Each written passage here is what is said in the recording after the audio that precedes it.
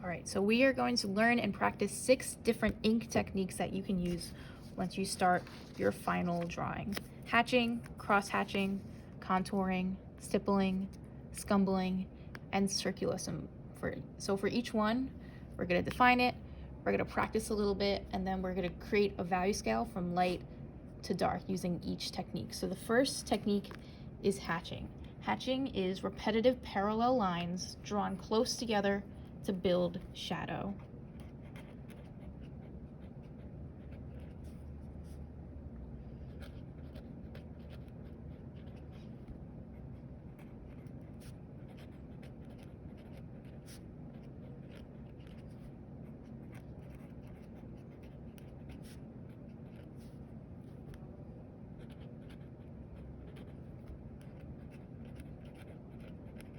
Repetitive parallel lines drawn close together to build shadow. So hatching is just drawing lines in one direction. And if you keep them closer together, then it's going to be a darker value. If you spread them apart more, it's going to be a lighter value. So you can just practice hatching in the same direction. So do one way for a little bit and then switch and go in another direction and then in another direction.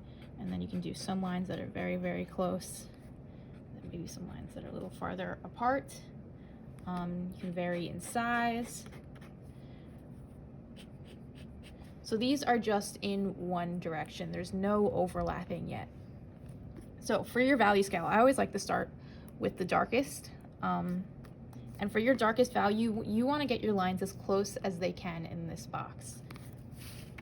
So again, just in one direction, I'm going to go diagonally. You can go horizontal, vertical, your choice. So that's my darkest value. I'm even going to add a little bit more. That's my darkest value. So you have 5 boxes here. So that third one is going to be a mid-tone. So that's like kind of a middle gray. And then this light one is going to be very, very light. So I'm going to go with this next one right here. And you just want it to be slightly farther apart than before. Next, I'm going to do my mid-tone. I'm going to make my lines even farther apart than here. Remember, the closer your lines are, the darker your value is. The farther apart your lines are, the lighter your value is. My next box, I'm going to make them even farther apart. So I'm going to have less and less lines in each box. And then that last one, I don't even need that many lines.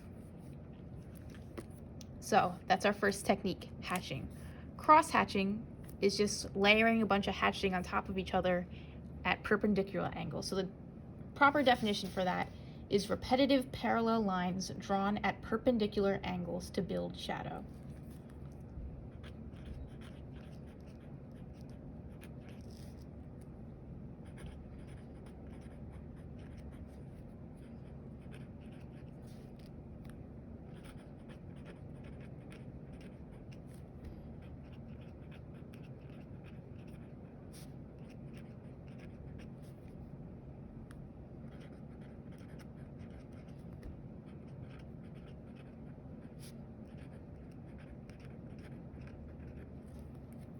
Repetitive parallel lines drawn at perpendicular angles to build shadow. So you're hatching in one direction and then you're hatching again in the opposite direction. Kind of creating a grid. And again, the closer your lines are, the darker the value, the farther apart your lines are, the lighter the value. You can practice kind of going from close to farther away to even farther away. And the lines don't need to be totally perpendicular. You can see here, I did vertical lines and then diagonal lines. So as long as the lines are crossing, it still counts as cross-hatching.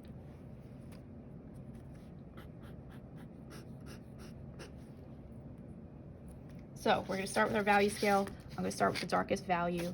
So you want this to be as dark as you can. So you want your lines to be very, very close. I'm going to do diagonal again. So I'm going to go in one direction and then I'm going to go at the perpendicular angle. So that's the opposite way.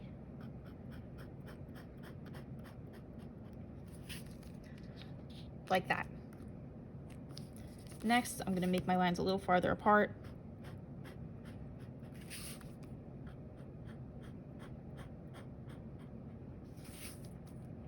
My mid-tone, I'm going to make them a little farther.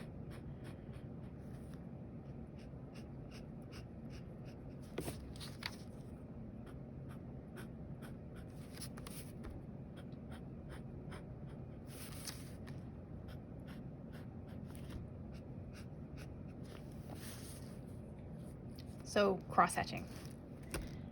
Next technique is contouring. Contouring, the definition is repetitive curved lines drawn in the same direction to build shadow. So you're using the same technique as hatching, they're all in the same direction, but instead of them being straight, they're curved. So it would look, oh, let me do the definition first. So repetitive curved lines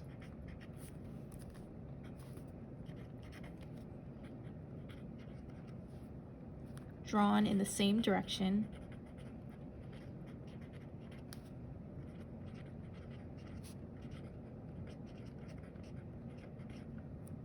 to build shadow.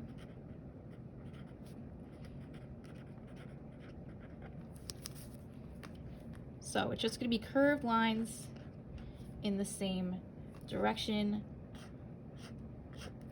Again, if they're closer, it's darker. If they're farther apart, it's lighter.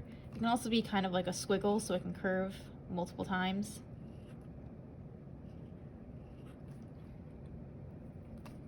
You can also kind of layer them a little bit to create some texture.